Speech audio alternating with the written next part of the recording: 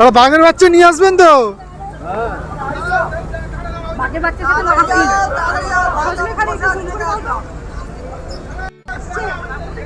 ট্যুরের দ্বিতীয় দিনে আমরা পৌঁছেছিলাম সজনেখালি ওয়াইল্ড লাইফ সেঞ্চুরিতে।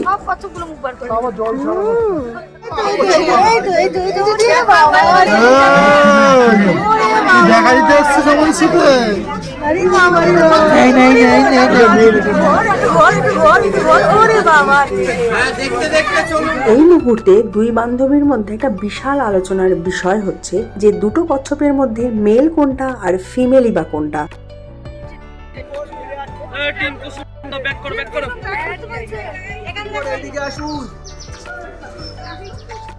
সুন্দরবনে যে 84 প্রজাতির গাছের মধ্যে বিখ্যাত যে গাছ সুন্দরী গাছ, এই হচ্ছে সেই সুন্দরী গাছ। এটা সুন্দরী গাছ। এই গাছের জন্য সুন্দরবন এত ফেমাস, বা এই গাছের যে কাঠ পাওয়া যায় এত সুন্দর কাঠ, এতে যদি কিছু কিছু বানানো হয় তো সেটা বহুদিন টেকে এবং এত সুন্দর মসৃণ বা ফিনিশিং হয় অন্য কোনো গাছ, মানে সেই সেগুন গাছ যেমন এর সেম এইরকম। আর এর পাহাড় সজনেখালি যে পয়েন্টটা আপনারা ঘুরছেন, এই সজনেখালি ঘোরা হয়ে গেলে আমরা এখান থেকে যাবো প্রায় 30 মিনিট রাস্তা এই সুগন্ধখালি। এইখানে একটা পয়েন্ট আছে, এরকম ওয়াচ টাওয়ার এরকম সবই আছে, সেখানে ইচ্ছা হলে দেখবো। দেখে এই যে অঞ্চলটা মানে এই জঙ্গলের ভিতরে ভিতরে ভিতরে ভিতরে এই যে পয়েন্টটা ঘুরবো, এটার নাম হচ্ছে পীরখালি। যত বাঘ সাইটিং বা যত মৎস্যজীবীকে বাঘে ধরে এই পীরখালির মধ্যে এই এরিয়াটা ভীষণ বড় এরিয়া। এখান থেকে এটা দেখে আমরা যাবো দোবাঁকি। এর ছোট্ট ক্যানেল দিয়ে ঢুকবো, ঢুকে এই বিদ্যা রিভার পেরিয়ে আমরা যাবো ঝড়খালি।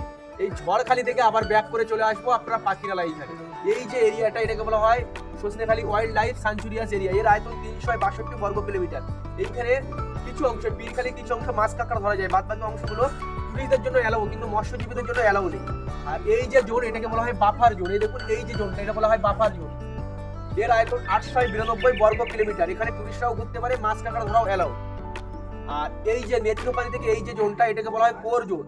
এর আয়তন 1330 বর্গ কিলোমিটার।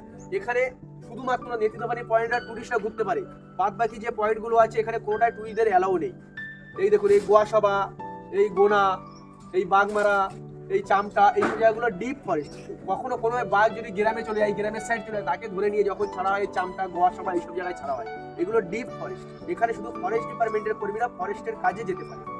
আর এই যে পয়েন্টটা দেখুন, এই বাংলাদেশ আর ইন্ডিয়া ডিভাইড করেছে কালিন্দী রিভার আর এদিকে রায়মঙ্গল রিভার। দেখুন ইয়েলো কালার একটা দাগ দিয়ে দিয়েছে, এটা এই সাইডটা বাংলাদেশ, এই সাইডটা ইন্ডিয়া। আর এই যে এরিয়াটা, এটা সুন্দরবন এসটিআর মানে সুন্দরবন টাইগার রিজার্ভ। আর এই যে এরিয়াটা, এটা বায়োস্ফিয়ার রিজার্ভ। আর এইখানে গঙ্গাসাগর, যেটা আপনারা বলছেন, এইখানে গঙ্গাসাগর আছে। গঙ্গাসাগর এইখানে লোকাল হ্যাবিটেশন।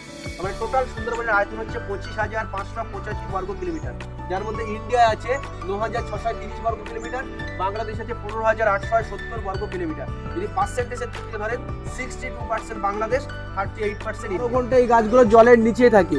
তো জলের নিচে বেঁচে থাকার জন্য, এক্সট্রা অক্সিজেনের জন্য প্রত্যেক গাছের শ্বাসমূলের দরকার। এই জন্য এতগুলো সুন্দরী গাছ, সবকটা সুন্দরী। হ্যাঁ, এবার দেখে আস্তে আস্তে ম্যাডাম এগিয়ে চলুন। দেখা